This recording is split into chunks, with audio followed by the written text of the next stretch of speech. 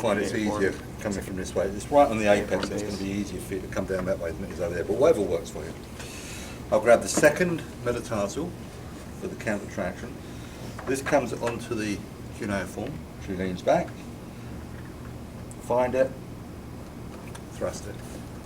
Alright, so it's the same thing again. Yeah? No different. This next one though is a little dangerous. Nice. The metatarsal base has gone dorsal on the middle cuneiform. Right. Now what happens is with this, as that comes dorsal, the head drops down, so you get this sort of thing happening. And what they complain of is metatarsalgia. Now the problem is if this stays for any length of time, you start stressing the bone. This is where stress fractures of the metatarsal come from. Because this shouldn't be taking weight, should it? When I step forward, what happens is the weight goes on the big bones. It goes along the lateral foot. That's why you've got such a huge fifth metatarsal base. It's massive.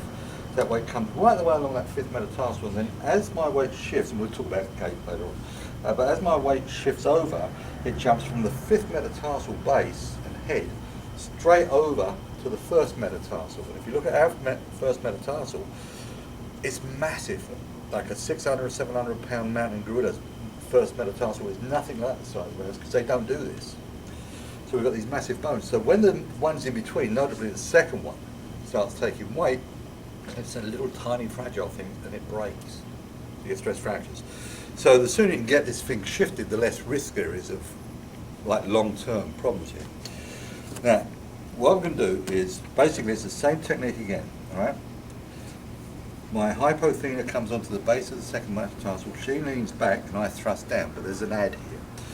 As I thrust down on the base, I lift up on the head. So what I'm doing is that. Yeah.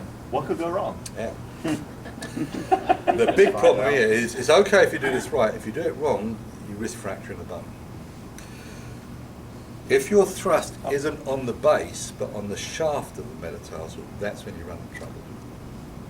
Right? You'll just snap it like a twig. Right? Not the best thing in the world to do. So make sure you're as high up on the base as you can. I'd rather you screw this up and actually thrust the cuneiform further down. Make the dysfunction worse rather than the other. Right? So that's all it is. You lean back, she leans back, hypo on the base of it, there. Then as I thrust, it's that movement. Okay?